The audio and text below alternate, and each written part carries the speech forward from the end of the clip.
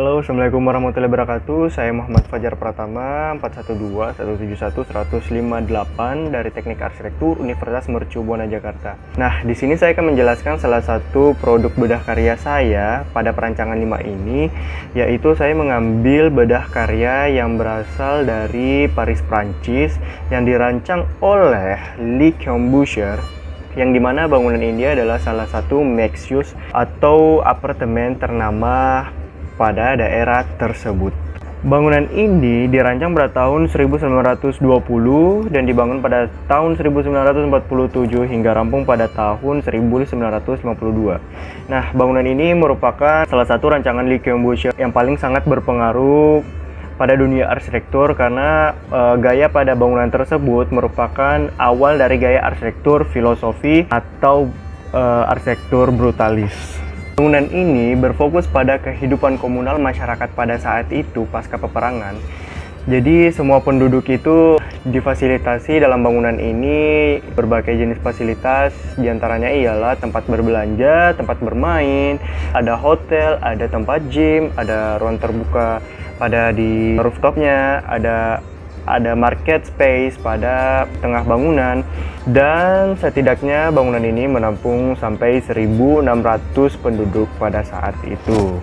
Jika dilihat dari setapaknya sendiri, bangunan The Habitat ini berdiri di Jalan Boulevard nomor 280 di salah satu pusat kota Marseille, Prancis. Bangunan ini memiliki batas-batas wilayah yang dimana di sebelah timur itu ada ruang terbuka hijau dan di sebelah utara, selatan, dan baratnya terdiri dari perkantoran serta komersil. Dan pada tapaknya sendiri dia memiliki dua zona sirkulasi, yang dimana di sebelah timurnya itu ialah zona pejalan kaki, yang dimana zona pejalan kaki ini berbatasan langsung dengan jalan boulevard, jalan utama, dan juga berbatasan langsung dengan ruang terbuka hijau, sehingga para penghuni dalam apartemen tersebut bisa memanfaatkan ruang terbuka hijau itu untuk berolahraga atau beraktivitas lainnya.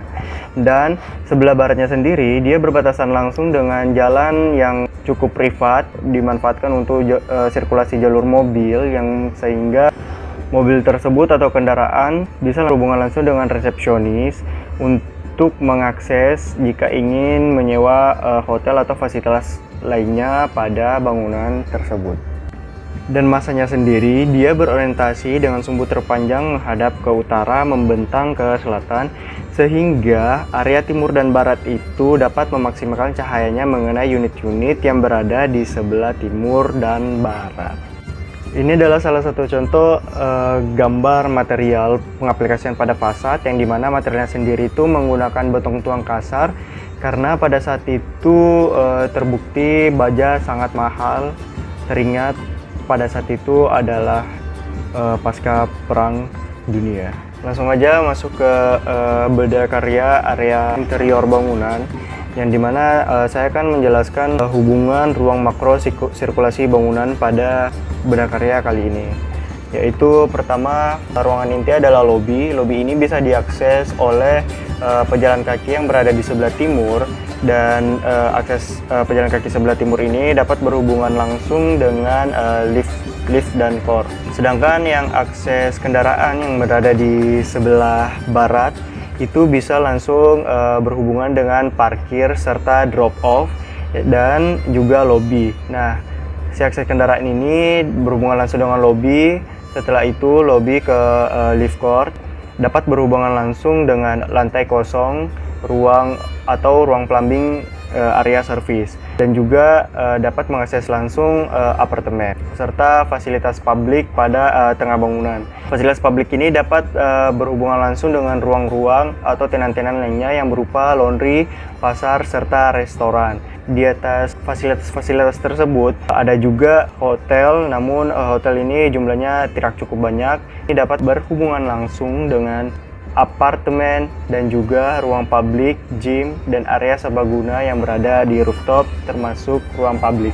Sedangkan zoning makronya sendiri pada unit apartemen ialah dimulai dari area publik, yaitu koridor yang berhubungan langsung dengan akses pribadi atau entrance. Entrance-nya berhubungan langsung dengan dapur dan ruang makan serta ruang tamu. Zoning-zoning tersebut dapat diakses melewat tangga. Tangga ini berhubungan langsung dengan kamar mandi, ruang setrika, lalu dapat diakses oleh kamar tidur utama dan kamar tidur anak. Nah, kamar tidur utama dan anak ini masing-masing berada di sebelah timur dan barat, sehingga dapat memiliki balkon masing-masing ruangan dan dapat menikmati pencahayaan alami dari konsep bangunannya sendiri. Pada zona vertikal di sini saya dapat lihat bahwa zona vertikalnya itu terdiri dari 3 zoning. Yang pertama zoning publik, yang kedua zoning privat, dan yang ketiga adalah zoning service. Yang dimana yang pertama ialah zoning publik itu terletak pada lantai dasar dan lantai rooftop yang terdiri dari ruang lobby untuk lantai dasarnya dan ruang publik untuk lantai atas atau rooftopnya sendiri. Nah, sedangkan privat itu terletak pada di antara ruang servis. Dan ruang servisnya itu terletak pada tengah-tengah ruang privat agar mudah diakses oleh pengguna zoning privat itu sendiri. Di sini saya dapat lihat bahwa satu unit apartemen ini memiliki luasan sebesar 100 meter persegi kurang lebih dan memiliki fasilitas-fasilitas yang memadai untuk keluarga kelas menengah dengan ruangan-ruangan terdiri dari 2 kamar anak, 1 kamar utama, area servis, dapur, ruang makan, serta ruang keluarga, dan balkon di tiap kamarnya. Sebenarnya konsep ruang ini pernah dibantah oleh desainer dari arsitek AS yang bernama Peter Black karena memiliki kamar anak yang sangat kecil dan balkon tanpa jendela yang dapat membahayakan anak-anak pada ketinggian tertentu. Unit The Habitat by Le Corbusier ini merupakan salah satu bangunan berkonstruksi besar dengan panjang 140 meter dan lebarnya mencapai 24 meter dan tingginya mencapai 56 meter. Pada saat itu, bangunan ini diizinkan untuk fungsi internal lebih dari 26 layanan independen dengan 337 unit apartemen yang saling bersilangan di tiap 3 lantainya. Untuk strukturnya sendiri, dia menggunakan konsep pendekatan lingkungan hidup yang dimana dia tidak merusak atau tidak melakukan perubahan pada area bangunan tersebut sehingga dia membentuk struktur yang berbentuk panggung dengan rangka portal dan dengan satu balok yang diangkat pada pilar yang berdiri bebas yang memungkinkan seluruh ruang tanah di bawah untuk taman dan ruang rekreasi dengan struktur betul-betulnya yang berfungsi sebagai rak di atas bisa dimanfaatkan untuk ruang plumbing yang akan disalurkan ke kolom dan kemudian ke tanah dan hingga ke saluran kota. Hal yang saya dapatkan pada bedah karya kali ini untuk acuan atau referensi perancangan saya ke depannya ialah yang pertama, bagaimana cara saya untuk mengutamakan kenyamanan dan kebutuhan pengguna. Yang kedua itu bagaimana saya memanfaatkan sirkulasi yang nyaman dan memenuhi standar modul. Yang ketiga ialah bagaimana cara saya memilih material yang berkelanjutan. Yang keempat, menggunakan konsep lingkungan hidup agar lingkungan tetap terjaga. Yang kelima ialah menjadikan bangunan saya suatu bangunan yang landmark. Dan yang keenam ialah bagaimana saya membuat zoning yang memudahkan pengguna saya ke depannya.